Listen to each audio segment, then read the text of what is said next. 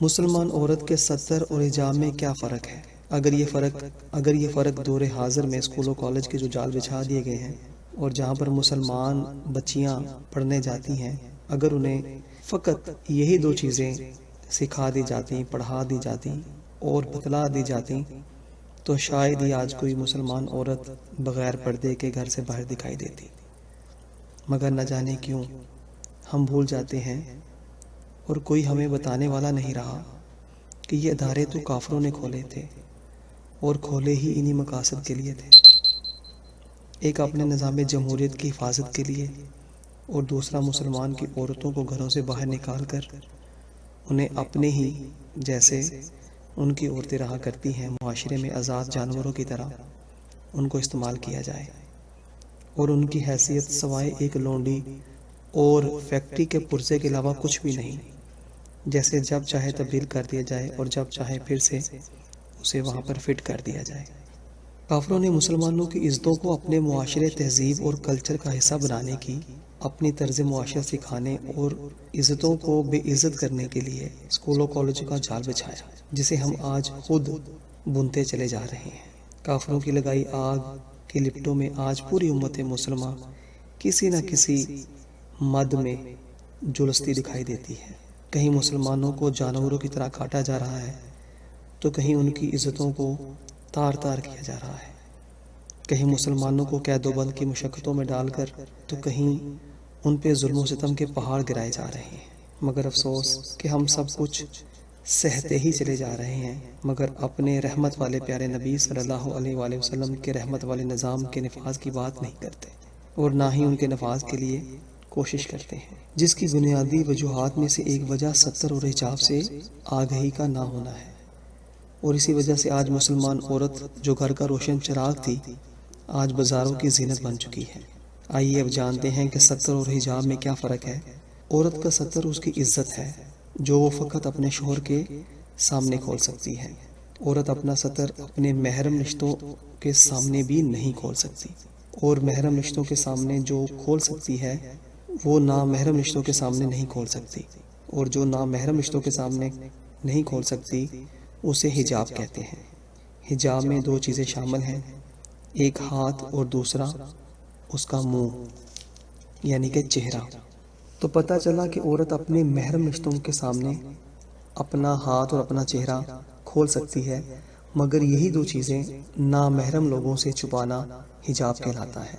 تو جناب پتہ چلا کہ عورت کے ہاتھ اور چہرے کے علاوہ سارا جسم ستر میں شامل ہے، جسے عورت شوہر کے علاوہ نہیں کھول سکتی، اور اپنے محرم رشتوں کے سامنے جو چیز کھول سکتی ہے جائز ہے، یعنی کہ چہرہ اور ہاتھ، یہ نامحرم کے سامنے نہیں کھول سکتی۔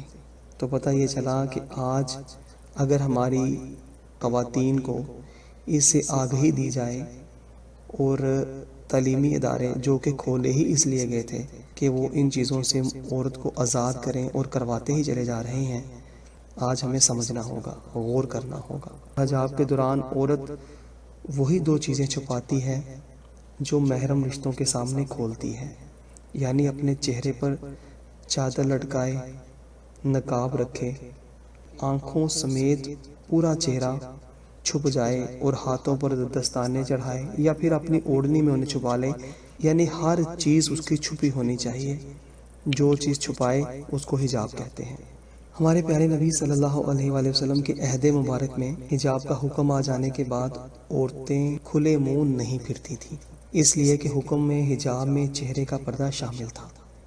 یہی وجہ ہے کہ لباس سے خواتین میں حجاب کو عورت کا ایک جز بنا دیا گیا تھا، اور یہی طریقہ عہد نبوی سے چلتا آ رہا تھا، مگر کافروں کے اسکول و کالج کے کھلنے کے بعد یہ طریقہ آہستہ آہستہ ختم ہوتا چلا گیا، اور مسلمان عورتیں انتہائی پابندی کے ساتھ جو اپنے حجاب کا استعمال کیا کرتی تھیں، اپنے لباس میں اس کو شامل کیا کرتی تھیں، آج اس سے بیزار اور آزاد ہوتی چلی جا رہی ہیں، اس لیے کہ پیارے نبی صلی اللہ علیہ وآلہ وسلم کی تعلیمات آج ہمارے اندر سے نکلتی چلی جا رہی ہیں۔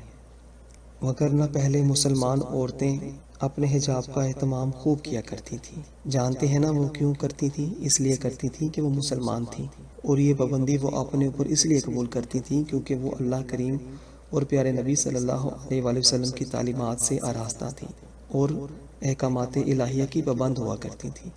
اللہ کریم نے قرآن مجید میں فرمایا، اے نبی اپنی بیویوں اور بیٹیوں اور اہل ایمان کی عورتوں سے کہہ دیجئے کہ اپنے چہروں کے اوپر اپنی چادروں کے پلو لٹکا لیا کریں۔ یہ زیادہ مناسب طریقہ ہے تاکہ وہ پہچان لی جائیں اور ستائی نہ جائیں۔ اللہ تعالیٰ غفور و رحیم ہے۔ یہ فرمان الہی سورۃ الاحزاب کی 59 نمبر آیت میں ہے۔ اب مسلمان خواتین خود غور کریں، سوچیں اور سمجھیں، کیا کوئی ایسی بات رہ جاتی ہے جو احکام الہی کے بعد کی جائے؟ نہیں نہیں نہیں، ہرگز نہیں۔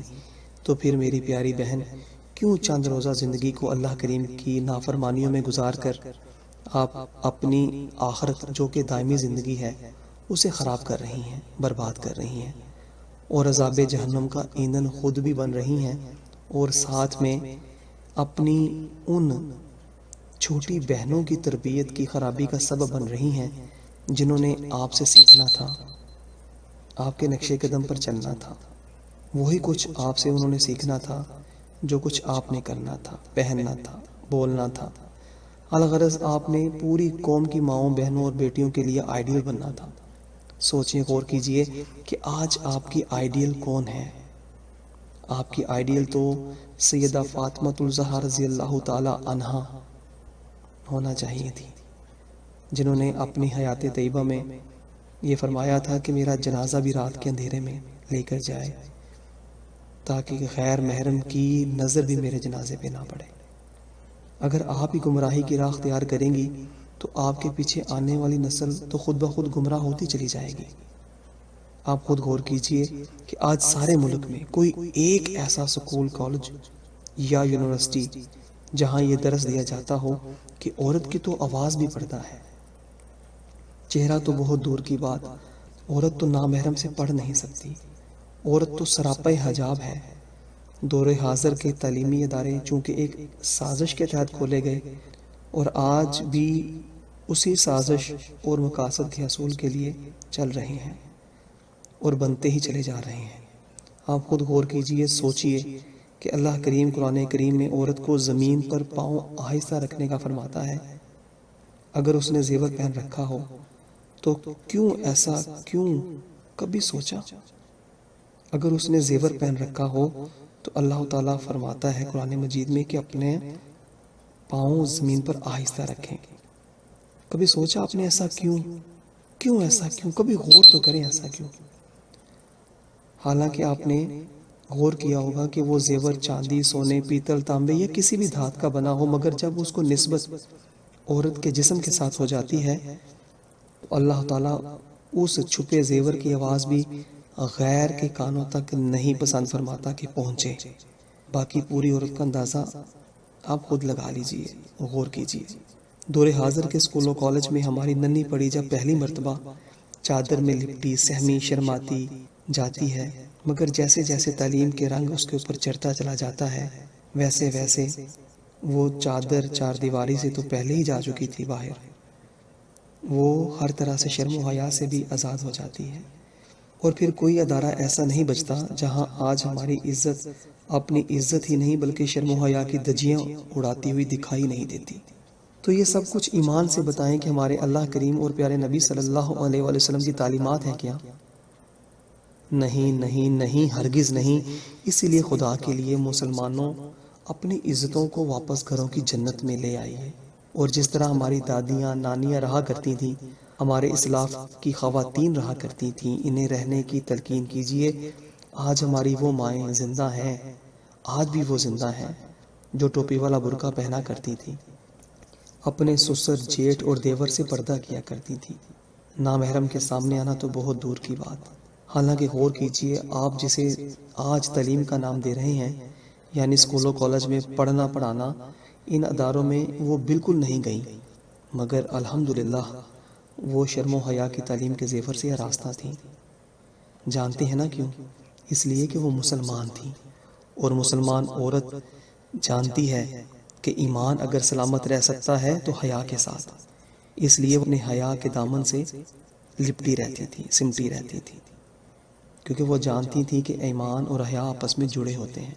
ایک مسلمان عورت کو فکر بھی تو ہونی یہی چاہیے نا کہ اس کا ایمان بچ جائے، اس کا ایمان سلامت رہے، اور جب وہ اس دنیا فانی سے جائے تو اپنے ایمان کو بچا کر لے جائے۔ اس لیے ضروری ہے کہ مروجہ سازشی تعلیمی اداروں سے اپنے بچوں کو بچائیں اور تعلیمات اسلامیہ سے ان کی زندگیوں کو روشن بنائیں۔ مردوں کی بنسبت عورت کا جنت میں جانا بہت آسان ہے، اگر وہ فقط اپنے گھر میں رہیں، اپنی عزت کی حفاظت کریں، صوم و صلات کی پابند رہیں اور اپنے شوہر کی فرما برداری کریں، اور بس، جی ہاں، اور کچھ بھی نہیں کرنا، کچھ بھی نہیں، کچھ بھی نہیں کرنا، اور اسے جنت میں جانے سے کوئی نہیں روک سکتا۔ اللہ کریم ہمیں سمجھنے اور سمجھ کر عمل کرنے کی توفیق عطا فرمائے، آمین یا رب العالمین۔